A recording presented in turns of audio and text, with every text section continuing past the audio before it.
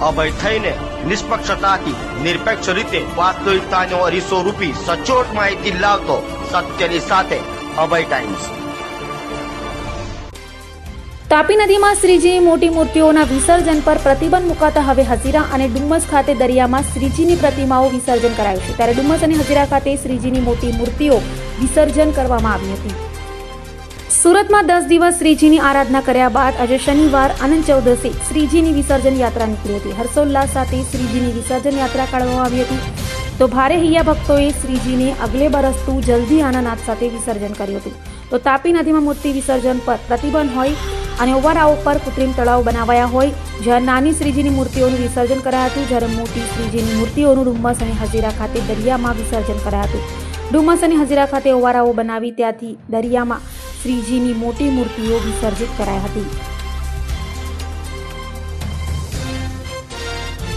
સમગ્ર ભારત દેશમાં અને ખાસ કરીને ગુજરાતના ખૂને ખૂને गणपति जी अपने गाँव चले कैसे हमको चैन पड़े। गुजरातना खूने खूने लोको नमी आँखों जोड़े भीनी आँखों जोड़े गणपतिजीनी विसर्जन विदाई यात्रा गुजरातनी चारे दिशाओं में निकली रही है। गणपतिजीना 10 दिवसनी स्थापना में राज्यना लाखों करोड़ों लोको पोतानी आस्थाનું સૌથી મોટું કેન્દ્ર પોતપોતાના પરિવાર જોડે જ્યારે પંડાલોમાં જતા હતા, ત્યારે આપ જોઈ શકો છો કે વયોવૃદ્ધથી લઈને નાના નાના બાળકો સુધી ગણપતિજીની પૂજા અર્ચના કરતા નજરે પડ્યા। આ વર્ષે ગણપતિજીની આસ્થા જોડે જોડે દેશની સેનાની શક્તિ એટલે કે ભક્તિ ને શક્તિનો રૂપ એક સાથે અનેરો સંગમ રાજ્યના હજારો ગણપતિજીના પંડાલમાં જોવા મળ્યા। બાળકોથી લઈને વયોવૃદ્ધ સુધી ગણપતિજીને વંદન કરીને ભક્તિ કરી અને ઓપરેશન સિંદૂરની શક્તિને દેશની સેનાને સલામી આપી।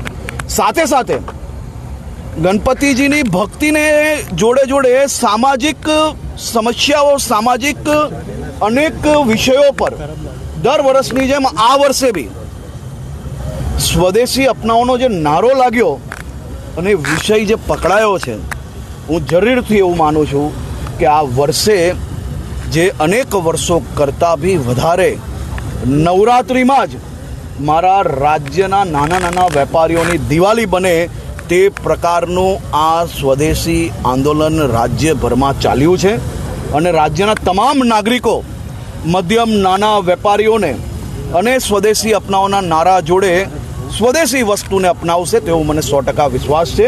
આજે ગણપતિજીની વિસર્જન યાત્રા, આ વિદાય યાત્રા એ રાજ્યભરમાં શાંતિપૂર્વક ચાલી રહી છે।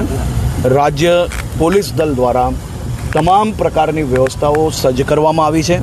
રાત દિવસ એક કરીને આપણા આ જ પોલીસના જવાનો આપણા ગણપતિજીની તમામ સ્થાપનાઓ, પૂજા અર્ચના, લોકોની ભક્તિ સારી રીતે થઈ શકે તે માટે રાત દિવસ કામ કરી રહેલી આ પોલીસના સૌ જવાનોને, અધિકારીઓને હું અભિનંદન આપું છું અને મારા રાજ્યના સૌ નાગરિકો વતી આપ સૌને આભાર માનું છું। આજે ગણેશ સ્થાપના જે 10 દિવસથી કરવામાં આવી છે એની ધાર્મિક વિધિ વિધાનપૂર્વક વિસર્જન પ્રક્રિયા થઈ રહી છે। આપણે સૌ જાણીએ છીએ કે સુરત મહાનગરપાલિકા દ્વારા એમના 9 ઝોનમાં દરેક ઝોનમાં આ રીતે કૃત્રિમ તળાવો બનાવવામાં આવ્યા છે અને કૃત્રિમ તળાવોમાં પણ વિસર્જનની જે પ્રક્રિયા છે તે ખૂબ ધાર્મિક ભાવના, વિધિ વિધાનથી આપણે સૌ જોઈ રહ્યા છે। ત્યારે સૌ ગણેશ ભક્તોને ખૂબ ઝડપથી આ પ્રક્રિયામાં સાથ આપવા, સહકાર આપવા હું સૌને વિનંતી કરું છું। સાથે સાથે આ તમામ પ્રક્રિયાની અંદર સુરત મહાનગરપાલિકાના ચૂંટાયેલા અધિકારીઓ,